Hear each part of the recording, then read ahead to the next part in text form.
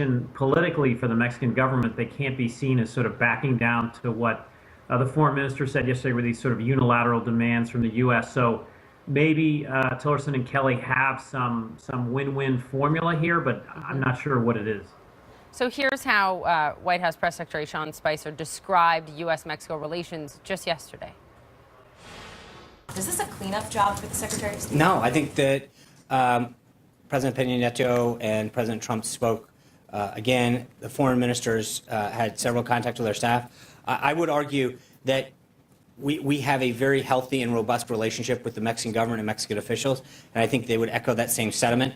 President Peña Nieto has echoed that as well. But I think the relationship with Mexico is phenomenal right now, and I think there's an unbelievable and robust dialogue between our two nations.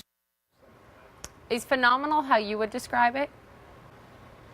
No, things are very rocky, and look, all politics is local. There's a presidential election coming up in Mexico in 2018.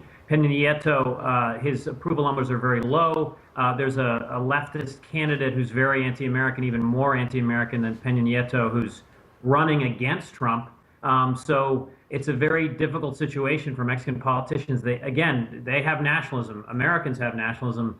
They can't be seen as sort of, bowing to whatever the Trump White House demands. Let me get your take on something else, and that is the issue of mixed messages coming from the White House to our European allies. You've got this reporting that a week before the Vice President Mike Pence went over to meet with NATO Secretary General, et cetera, Steve Bannon, the president's right-hand man, gave a very different message. He had this call with Germany's ambassador. He called the EU a flawed institution. He talked about favoring bilateral agreements over working with the EU as a whole. I mean, how critical is it that the EU and NATO are getting one single message from the White House and not these two? It's very critical. I had colleagues from Reuters that were at the Munich Security Conference. They said, Europeans are just baffled. They don't know, what to believe. Pence said the right things at the meeting. Tillerson said the right things, but they really want to hear this from President Trump. There's confusion. General Kelly, who's down in Mexico today, he said that building the border wall wouldn't work. Yet, President Trump is saying this is a priority. General McMaster, the new national security advisor, his whole ethos in the war in Iraq was to work with Iraqis, but you have a White House that banned all Iraqis from getting visas to the United States. Right. So there's a huge amount of confusion out there. So if the Bannon worldview is the one that wins out over the, say, Pence worldview and all of this, does that play into Russia's playbook when it comes to the U.S. relationship with Europe as a whole versus Russia's intentions?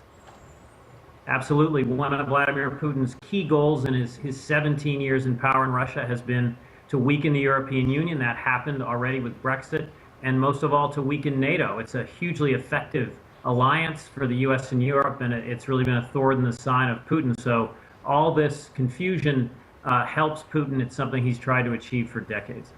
David Rode, nice to have you on. Thank you.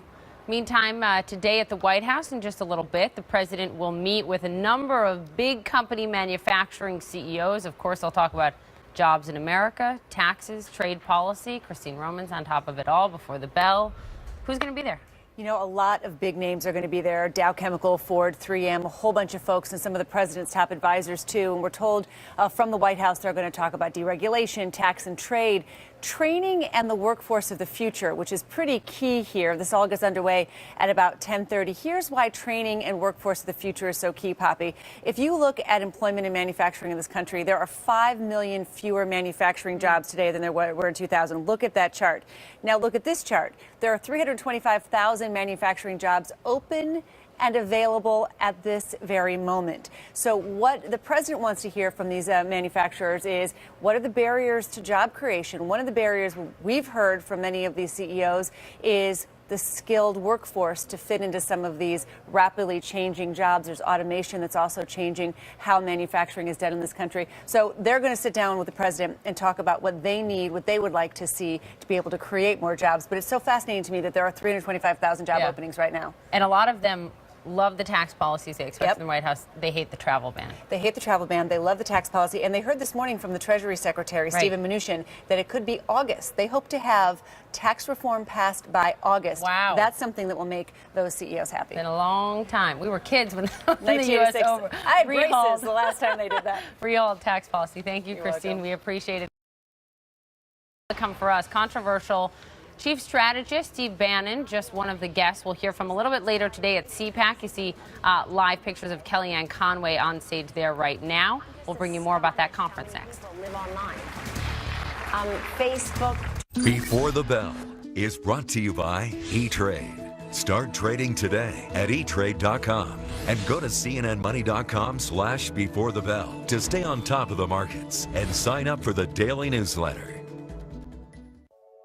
With E-Trade, you see things your way.